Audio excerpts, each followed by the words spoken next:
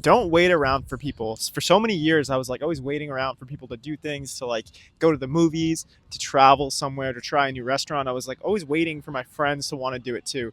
But nowadays, it's just like if I want to do something, I will tell people I'm doing it and then I'll invite them. If they want to come, cool, that's awesome. But if they don't, then I'll just do it alone. Like right now, I'm in Sweden, I'm in Stockholm by myself because I wanted to come here. My cousin's getting married in Barcelona, so I was like, oh, I'll just travel beforehand. But I wasn't gonna like wait around for someone to come with me to go on this trip. I was just like, yo, I'll just go alone. I'll just do something by myself. But so many people that I talk to, they're like, oh, I want to do all these things, but then they're just waiting for their friends. Like, don't do that. Just have the confidence to do things alone because then you get to have all of the experiences that you want to have because you're not waiting for people. Of course, like there's money involved, right? And you have the funds for it.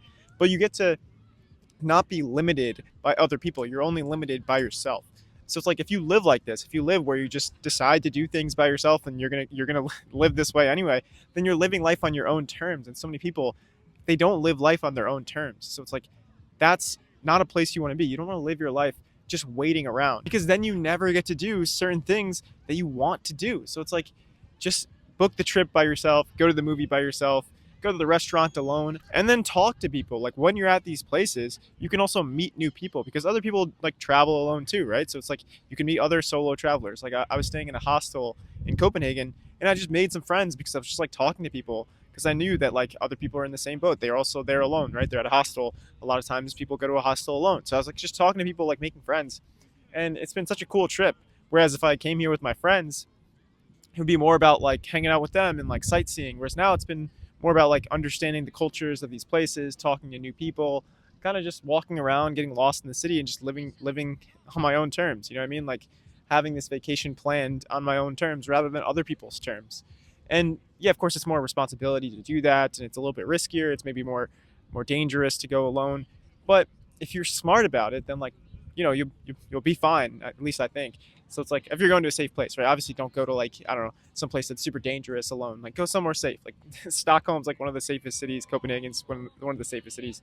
So I'm not too worried about that kind of stuff, right? But the point is that you get to have these unique experiences when you do these things alone, and you learn more about yourself because you have to spend more time with yourself.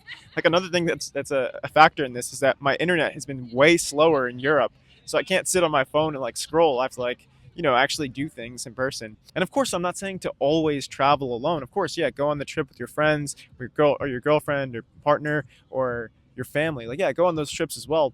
But just take some time, like every once in a while, to do a solo trip, to actually like explore something, even if it's within your city. Because if it's outside of your budget to travel to Europe, like I'm doing right now, this has been pretty costly of a trip. But if it's outside of your budget, then just like do like a solo road trip. You know what I mean? Like drive to a beach near you or like a mountain or a park and just spend like the day by yourself, maybe walking around, like listening to a podcast or just spending some time understanding yourself and like thinking about your own thoughts. This could be a really beneficial thing because it's so easy to get caught up in day-to-day life and live life on like automatic mode. You don't want to live life on automatic mode because when you're living life and it just feels automatic, it gets kind of boring. But when you try something new and you spend some time with yourself, it starts to get interesting. And even if you feel bored when you do that, it's more of like feeling bored and learning about yourself rather than when you're bored scrolling or going through your own routine. It's mundane. When I felt bored here, I was like, okay, I should go do something because I'm in a new city. And that's what happens when you travel somewhere new. It's like if you're bored, then it kind of forces you to get outside of your hotel, to actually like walk around, to like do new things. So listen, I'm not saying it's easy to travel alone or like get to know people, but even though it won't necessarily be easy, I think it'll be worth it. Life's not easy, but it's worth it. Take care.